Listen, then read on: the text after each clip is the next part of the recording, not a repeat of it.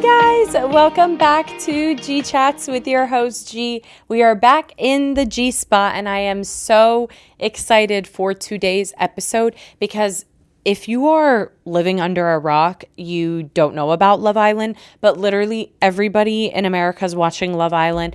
And I posted on my story, it was so funny on Instagram because I was like, my feed is split. I saw like a meme and it was my feed is split between Love Island and World War III. And Love Island has been a good escape, obviously, from some of the very intense things that are happening across the entire globe. So one of the things, though, when I'm watching Love Island, and honestly, I kind of do this a lot when it's any of these like Too Hot to Handle, not Love is Blind because they're not on a beach, but Too Hot to, well, they do go for like a week, but it's a vacation.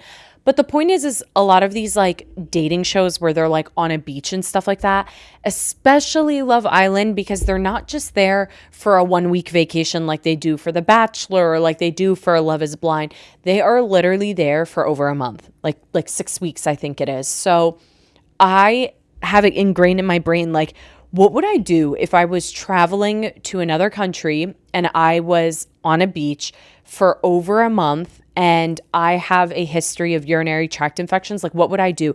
Because these girls, first of all, they all look absolutely beautiful, but they are literally in thongs, like bikinis, all day, 24/7 thong bikinis. They're by the beach. Some of them are having sex. Like there's a lot of sweat going on. It's the beach, and some of them are even working out. So it's a lot going on in a totally different environment.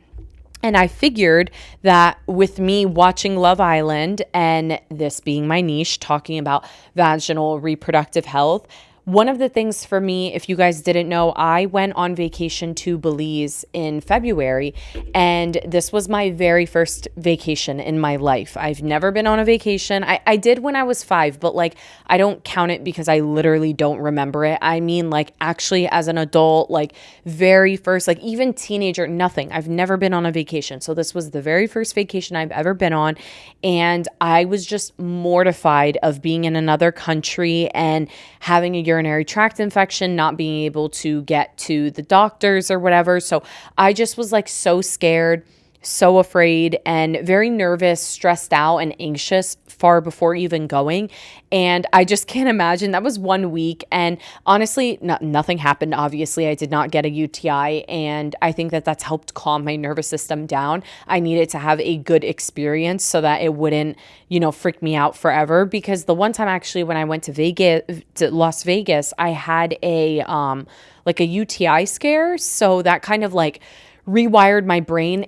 So what happens is, and this is actually in my pelvic floor therapy episode that I did with Dr. Julia Smeltz, we talk a lot about your body, your nervous system carrying stress and story. And it's just really important to address because the story that your mind and your body forms is very important. Because for me, once I went to Vegas and then I had this like UTI scare and I was in another state, I couldn't just like call my doctor, run into the doctor's office and stuff like that. When that happened, I formed a deep sense of like my body has betrayed me, right? Because I'm on a little getaway in Vegas. I mean, it wasn't really a getaway. I was there for work, but I tried to turn it into a getaway for fun the last couple of days. And it just sucked because I wasn't, like, it was, again, one of the earlier times in my career that I was traveling because I never really traveled when I was younger. So now I'm an adult, I'm traveling, and I just felt like my body betrayed me, genuinely. Like, I was like, wow, one of the first times I'm trying to enjoy myself and my body does this to me. I was disappointed. I was disheartened.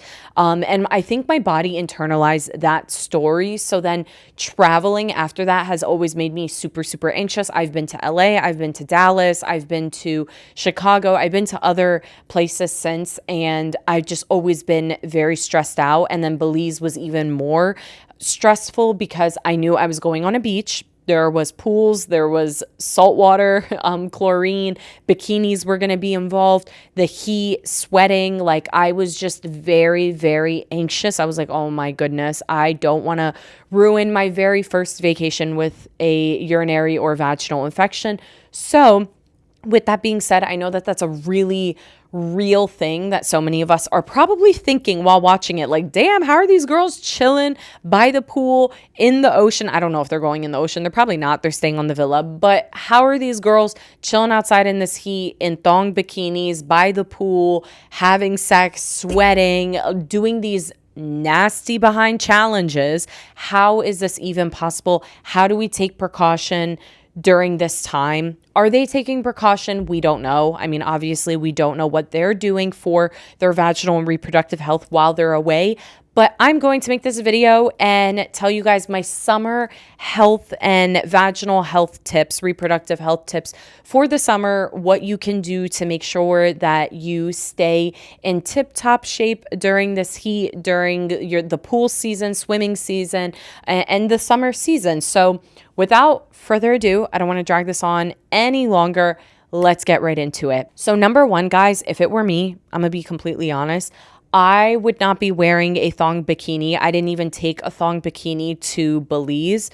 And that is honestly because thongs in general, if you guys did not know, they do trap a ton of heat, a ton of moisture, and in turn, bacteria, for the most part, absolutely loves heat and moisture. It becomes like an incubator for bacteria, especially, and with the concern being urinary tract infections for me. So I struggled mainly with urinary tract infections, but this applies to bacterial vaginosis and yeast infections as well.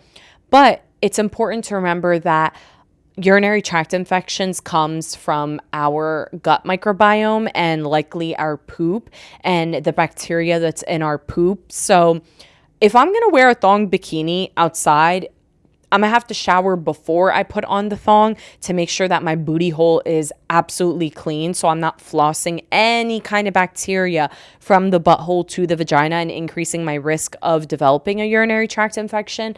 So that would be like number one. But personally, I don't think I would take a thong bikini with me to Fiji. I wouldn't. I would wear like a cheeky bathing suit, like a cheeky bottom, but I wouldn't do a thong bikini because I don't want to trap just in that area all that moisture and all of that heat right there and create a grounds for the pathogens to start flourishing, causing UTIs, BV, and yeast infections. So that's just me personally. I would not wear a thong bikini. So I always recommend to any of my customers who are talking to me about vacationing and going to the pool and stuff like that, I always try to warn them to avoid thong bikinis. I know it's Love Island, it's a TV show, and they're all hot. So like, I get it, wanting your ass out. Like, I totally do understand. But if we're talking for the safety of your hoo-ha, your vagina, I definitely recommend straying away from thong bikinis, sticking to a cheeky bottom, hipsters. There's so many different cuts. I wouldn't be doing a thong bikini. So that is like number one. Now, number two, we need to talk about why the risks are there when you are vacationing. So number one, being in a stressful environment there in that villa, there's a whole lot of stress and things happening and stuff like that. So stress, UV radiation, so the light from the sun, the heat, all of that, and like just traveling and even alcohol. I know they are drinking. All of these things can weaken your immune system. They can compromise your vaginal mucosal barrier. They can shift your gut microbiome. So there's some really important things to consider when we're talking about like what I would do, what I would take with me and be really focused on in particular. So I would say that number one, obviously chlorine is a very important thing to talk about when there's a giant pool sitting in that villa and they're probably using it and they're probably hanging out after sitting in the villa or sitting in the pool, and they're probably just like chilling beside the pool and lounging in their wet bikinis. We have all heard like, oh my God, that's a breeding ground for yeast infections. And let me be honest, when I was in Belize, there were moments where I got out of the pool and I absolutely was just chilling in my wet bikini it happens. It really does happen. It's something that's very common. Like, I feel like it's not realistic. I was in my head about this when I was in Belize. I was like, oh my God, I cannot sit in a wet bikini. But it is so unrealistic to just assume that, like, I get out the pool and boom, I'm going to go change. Like, it isn't realistic. I would have an extra pair of shorts with me to put on, like a cute little booty short that was like kind of a cover up, but not really a full cover up, because if I wanted to, I could have taken off my bikini bottom and put on just the short. And the short didn't have holes or anything, so it wasn't like my coochie was going to be out.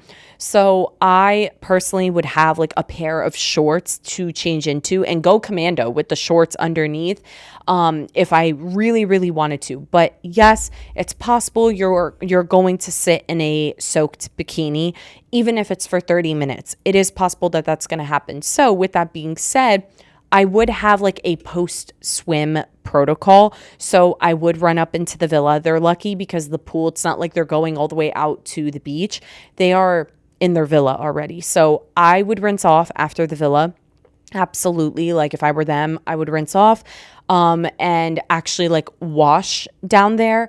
I would also use some kind of moisturizing vaginal serum or suppository if they wanted to. So vaginal serums and lotions. Kindra has two really good ones. There is the vaginal moisture serum and vaginal moisture lotion. It's the pink and the blue bottle. I love those. So I would use it externally on the vulvar area just to make sure that I'm keeping that barrier nice and moisturized and healthy, because as I mentioned, chlorine can dry it out.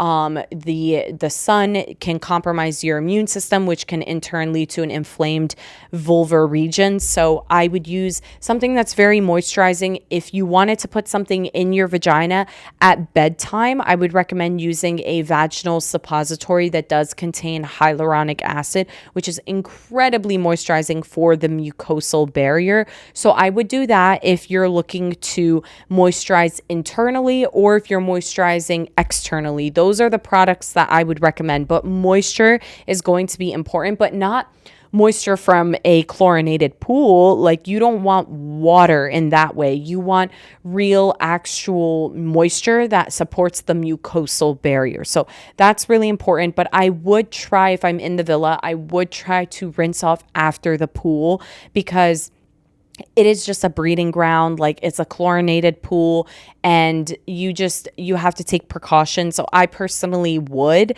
and I also would not be lounging in the wet bathing suit any longer than like 30 minutes, if I'm being honest. They do get away, as I mentioned, with like being at the villa and like not having to be all the way at the ocean or something like that. They're not leaving the villa, if you will. They're there, so they can change. It was the same thing I thought, like after the competition when they were dumping like the milk and stuff like that. I was like, if you guys, y'all are pulling each other for chats in soiled like backwash milk. Ugh.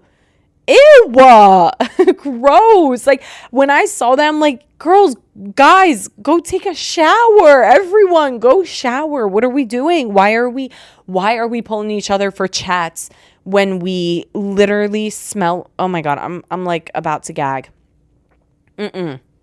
Shower. After challenges, after pools, after working out, the villa's right there. Y'all are not leaving the villa. You are on the villa's property. Go shower.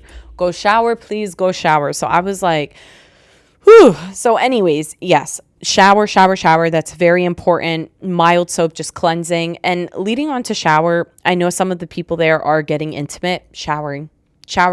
I did hear, I watched Jeremiah, R.I.P. Jeremiah from the villa, justice for Jeremiah. But I did see that Jeremiah was saying that there were strict rules with once you go to bed. And he said that on the Vile Files podcast, I believe, but I did watch it. And he was saying how there's like strict rules once you're in bed. They don't really want you getting up. Ladies, if you need to empty your bladder, that was the first thing that I thought of. Yo, I'm so traumatized, guys, from my like urinary tract infections, because in my head when he said that, I was like, what if I had to pee in the middle of the night? Which I'm sure they let you pee. I'm sure they do. But if you are getting intimate, like if you were someone in the villa and you were getting intimate, if you can rinse off after intimacy, I do recommend it. I know it's not practical. I get it. I understand it's more so annoying, that feeling of like, why do we have to go to this extent to protect ourselves? But I think we're just learning so much about our body that there's nothing wrong with taking the extra precaution, because our vaginas are sensitive and we are learning that. And I think like we've kind of been taught like, yeah, the vagina is just like supposed to just take a penis, take sex, and be okay. You can just go to bed and you'll be fine. Like, no, the vagina is an organ and you need to care for it when you are having intimacy, when you are in different environments. Like, there are extra levels of precaution that we need to take, and there's nothing wrong with that. You don't have to shame your body. And I know it can feel like a burden and tiresome for so many. It does, even at some point for me. Sometimes it feels so exhausting. Even when I'm traveling, I'm like, oh my God, I have to do this and that just to feel safe, just to take this so that a hiccup doesn't happen. And it does suck, but I think being proactive and understanding our bodies is the most important thing. So I would shower after intimacy. If I were on the villa and doing what they were doing, I would shower after pool time. I would do all of that.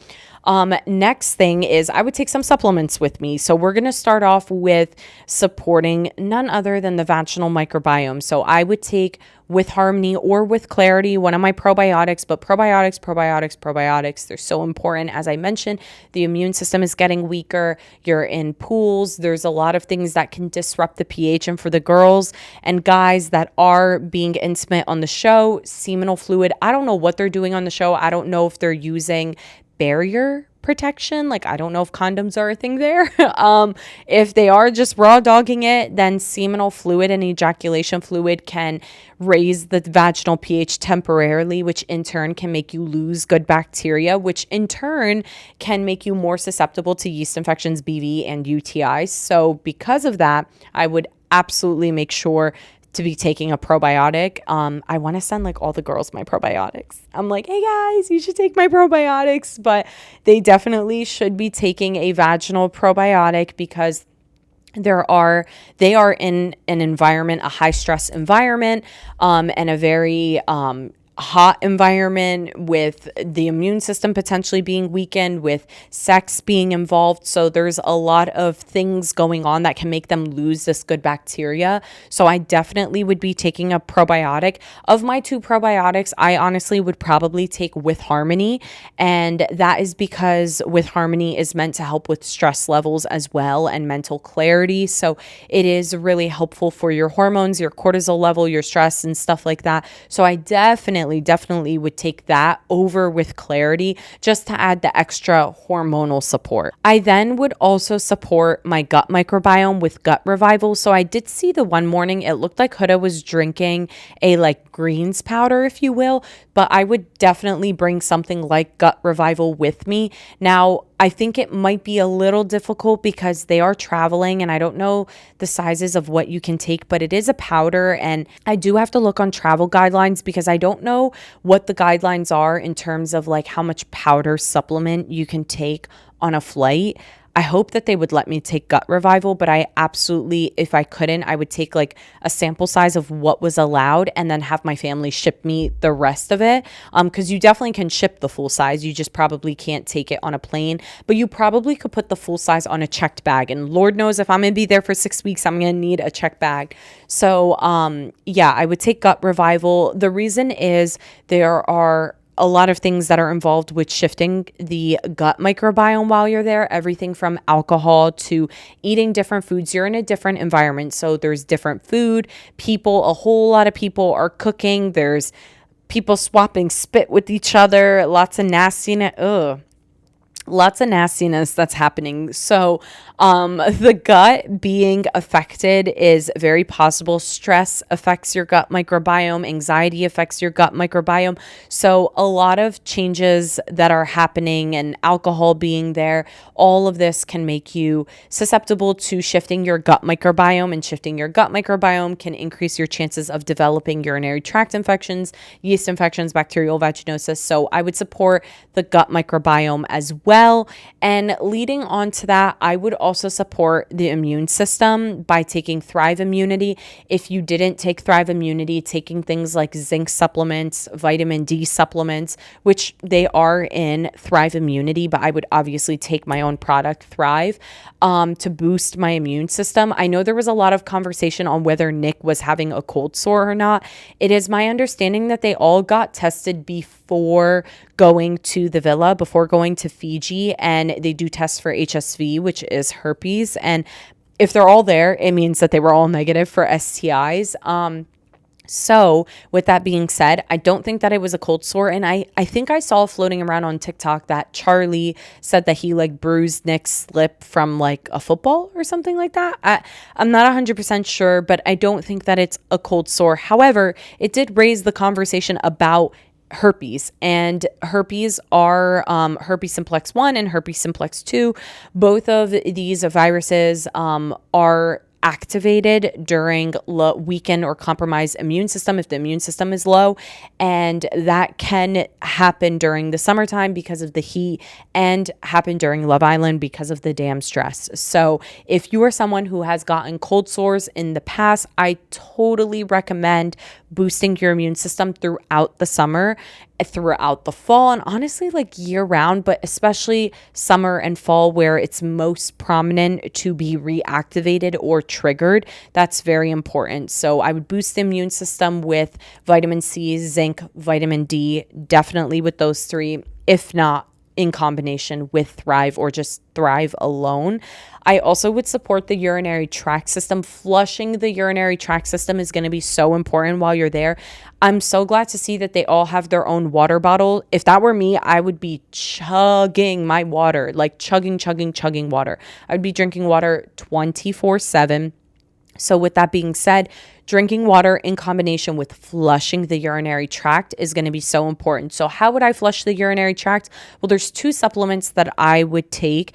Number one is D-Mannose and number two is Uva Ursi. So Uva Ursi and D-Mannose, I do still take, and I take them together because they work with an alkaline environment. And I've seen so many people combine D-Mannose with cranberry and Uva Ursi with cranberry and vitamin C. But both of these, D-Mannose and Uva Ursi, they love an alkaline environment. And so I would pair them together to keep the alkalinity and have them work to the best of their ability with that alkalinity. When you start throwing in vitamin C, start throwing in cranberries, then unfortunately you can shift the pH of your urine to a more acidic state, and D-Mannose and Uva Ursi don't want that. So I would pair them together. I would not be pairing them with cranberry supplements. Pair them together. They are magical. I love them even for people who have flare-ups. They have nerve sensitivity from all of their UTIs, which is what I have. So sometimes I have a flare-up because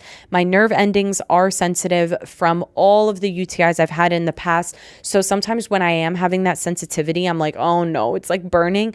I pop Uva Ursi and D-Mannose together and it goes away. I'm totally fine then. So I love those two supplements for cleansing and protecting the urinary tract. And also we need to discuss balancing the vaginal pH. So the one big thing that I would do is focus on keeping my vagina acidic. So long as the vagina is acidic, then the least likely I am to develop any kind of urinary or vaginal infection. More so vaginal infection because, again, urinary infections mainly happen when your gut microbiome is thrown off. So I would be taking gut revival to support the gut microbiome so that I'm not reseeding either internally or externally to my urethra and to my bladder bacteria that's coming from the gut. So the core focus of the gut is to protect me from urinary tract infections, but balancing the vaginal pH, that is a core focus for BV and yeast infections. So lactic acid gels are what would be my best friend if I wanted to keep away BV and yeast infections. There is a lactic acid gel that I've talked about in the past from Good Clean Love, and it is their Restore gel. It is balanced with lactic acid to restore the microbiome, to restore the vaginal pH. That's really important. If you are taking it in combination with a probiotic, you are supporting the growth of this good bacteria. So I would 100% use lactic acid gels. For the girls who are getting intimate, lactic acid gel after intimacy. For the girls who are swimming a lot, who are in the pool, I feel like I haven't seen anyone in the villa in the pool, but if they are in the pool, I definitely would use lactic acid gels. Honestly, before I go in the pool and afterwards when I'm done showering, I would 100% use it at night if I'm not using a vaginal moisturizing lotion. But I wouldn't use lactic acid gels like every single day. You don't want to like burn your vagina, because lactic acid you can overdo it. Too much of a good thing is never good. So you don't want to overdo it. I would definitely use it as needed. If I was even the slightest bit of burny, I would use it. But for the most part, probably just as like a maintenance thing, I would focus more on moisturizing. It's more likely that the tissue is going to get dried out or irritated from all the things that's happening, the stress, the heat, the sex, the pools. So I would focus on moisturization, and pH balance would be like kind of secondary, because it's more likely that that issue will be caused after the inflammation and the dryness. But I still would use it as maintenance, maybe like once a week. So thinking of your immune system, thinking of your vaginal microbiome, your urinary tract, your gut microbiome, and your pH levels is probably the most important things when we're talking about supplements and feminine hygiene. I would not be lounging in a bathing suit, as we talked about, touching on like externally what I'm wearing, how I'm dressing when I'm lounging. In terms of what I'm consuming, alcohol would be very limited. I don't drink anyways. That's just like a personal preference. I just don't drink. And I do find personally that alcohol, when I do consume like a glass of wine or a mixed drink, I do find that honestly does irritate my bladder. I do have, if you will, a flare up if I do consume even a little bit of alcohol. And I'm someone, I've never been tipsy, I've never been drunk, so I don't consume a lot of alcohol. So to me, it's telling that even just a glass of wine feels like it irritates my urinary tract. Even just a mixed drink feels like it irritates my urinary tract. These are all things that like I kind of listen to my body. So I would never go the next step of getting drunk or getting tipsy, because if not even getting tipsy or drunk causes irritation in my bladder, well then shit, I don't even want to imagine the full-on drunk feeling of peeing. I feel like I would probably get a urinary tract infection. So honestly, I am someone who only consumes two things, and that is water and coffee. And I am not, as much as I absolutely adore coffee, I'm not like a coffee addict in the sense where I'm drinking cups and cups and cups of coffee every single day. I drink, like even today, I had one latte in the morning, and that is it. I get my morning coffee and I don't drink coffee after that. If I really wanted to, maybe once in a blue moon, I'll have then like regular pot coffee later in the day. But for the most part, I am just a latte girly. I get a latte in the morning, and the latte usually just has 2 shots of espresso, and that's it. So I'll do my 2 shots of espresso, and that is it. So I'm not really, because coffee is dehydrating. So that is really important, like caffeinated drinks, whether it's soda, whether it's tea, all of that. Hi, honey. Oh my God. We have a special guest. So for all you girlies, okay, get you a latte, all right? You want to get 2 shots of espresso, all right, and put a little bit of honey. You gotta talk in the mic. Oh, damn. Yeah, you gotta talk in the mic. Oh, no, I just messed up, so good. You look pretty, though. Okay, so anyways, back to what I was saying. I don't know if I'm going to leave it in or cut it out yet, but my boyfriend just crashed my video, so he cut me off. But what I was saying is I would stay away from caffeinated drinks, especially throughout the summer. It's very easy to drink a lot of like iced tea, fruit punch, and a lot of like nice refreshing drinks, if you will. Like that's very common, and I get it, like having nice cold drinks, cold teas, cold juices, like all of that is nice. But the sugar content, the caffeine, all of that could throw off your gut microbiome, dehydrate you, which can create a breeding ground for bacterial vaginosis, yeast infections, and UTIs. So those are the habits that I would keep in mind in the summer if I was going on vacation, if I was on a beach, if I was in that villa for Love Island. Like these are all of the things that I would think about, consider what I'm eating, what I'm wearing, how long I'm lounging in a pool, the supplements I'm taking. So I hope that this video was very comprehensive and gave you guys kind of all of the tools that you need to know. And also, one last thing, I will say, as much as I don't really care for Austin and I don't like him, I will say that he does have a good point with the whole meditation thing, and meditation is really important. I totally recommend it for a lot of women. I mean, honestly, all women. I think everybody who has a vagina should be doing some level of pelvic floor therapy, which is very similar to meditation. It is, in a way, yoga, if you will. And there's so much research, so much science that shows us that we carry stress and tension in our pelvic floor, and releasing those pelvic floor muscles can help us with the way that we're peeing and help with vaginal irritation. So I don't know how many of you know this. If you don't know this, please watch my pelvic floor therapy videos. But the pelvic floor therapist, who is actually my pelvic floor therapist, we talk a lot about how stress, trauma, tension, and story, all of that can tense up your pelvic floor muscles. And when you tense up your pelvic floor muscles, it does change the way that you're urinating, and it clenches essentially those muscles, when in those muscles have nerve endings, and those nerve endings lead to your butthole region, the perineum region, and your vulva. And so essentially, if you are tense, you can create nerve irritation in the vulvar region, and this nerve irritation can feel burny. Nerves like to tell us that they're entrapped, if you will, or that there's like tension. They like to give us symptoms in the form of burning, irritation, like itchiness, but burning is like the main thing. So you might feel burning in the vulva, you might feel burning while you're peeing, but that burning sensation is a telling sign, and it could freak you out. It doesn't help with the story, writing the story of, am I having a UTI or am I just burny? So I would focus throughout the summer, especially if I was in a high stress environment. Traveling is stressful. So if you're going on vacation, you're stressed out. If you can take a moment at night to just breathe, focus on breath work, and nothing too crazy. You don't have to take a yoga mat with you. You don't have to be doing the child's pose in your Airbnb, in your hotel room, on the beach. You don't have to if you don't want to, or that you can't.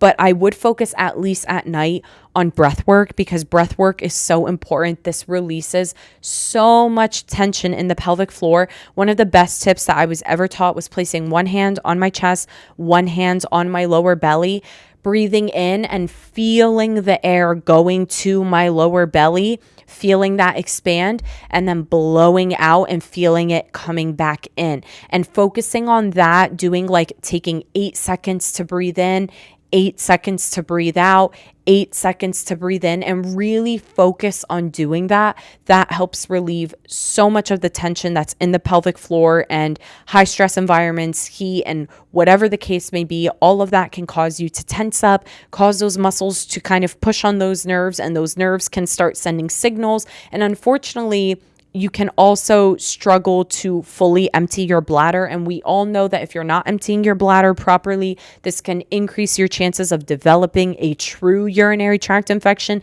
And urinary tract infections irritate the nerve endings of your urethra, which then can cause symptoms of a UTI without having a UTI. So then you get more worried, more stressed out. You're chronically tensing your pelvic floor, and that is this entire cycle that seems impossible to break. That was my story for a very long time. So that would be my advice. Definitely think of pelvic floor therapy or just meditation while you're there. Just breath work at its most simplest form, and at its core is a stress reliever. So those are all of the things that I would do if I was vacationing, if I was traveling. And I hope that you guys all stay safe this summer. Take extra precaution, whether you're in a bikini, whether you're out in the sun and your immune system's going to be compromised. I hope this video helped. I love you guys so much.